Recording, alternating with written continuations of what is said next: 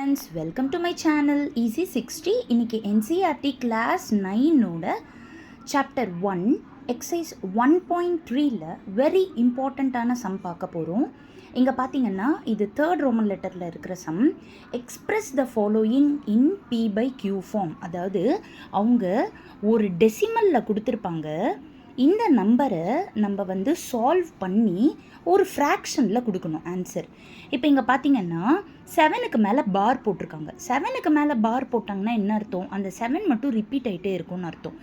அப்போது let X is equal to 0.4777 டாட்னு போயிட்டே இருக்கும். இது ஈக்குவேஷன் 1 மார்க் பண்ணிக்கோங்க. இதில் ஒரே ஒரு டிஜிட் மட்டும்தான் ரிப்பீட் ஆகிட்டே இருக்குது. அப்போன்னா multiplying by 10 on both sides. இது ஒரு சின்ன க்ளூ மாதிரி வச்சுக்கோங்க நீங்கள்.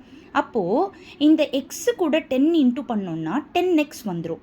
இஸ் ஈக்குவல் டு இந்த ரைட் சைட் கூட 10 இன்ட்டு பண்ணோன்னா இங்கே டெசிமல் பாயிண்ட் இருக்குன்றனால ஒரே ஒரு நம்பர் பாயிண்ட் ஜம்ப் ஆகிடும். அப்போ இது என்ன ஆகிடும்?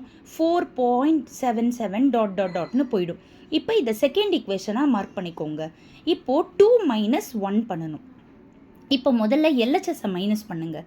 10x மைனஸ் எக்ஸ் பண்ணோன்னா 9x வந்துடும். Is equal to 4.777 minus 0.4777.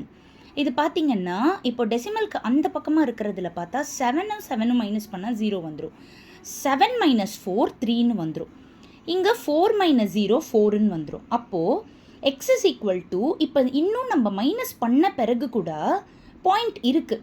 So ஒரே ஒரு பாயிண்ட், அதாவது பாயிண்ட்டுக்கு அப்புறம் ஒரே ஒரு நம்பர் தான் இருக்குது. அப்போது ஒரு நம்பரை ரிமூவ் பண்ணணும்னா 10ஆல் நியூமரேட்டரும் டினாமினேட்டரும் நம்ம மல்டிப்ளை பண்ணணும். அப்போது 4.3/9 இது கூட 10 × 10 பண்ணோன்னா 43/90 ஆகிடும். ஸோ இதுதான் இந்த சம்மோட ஆன்சர். Thank you children.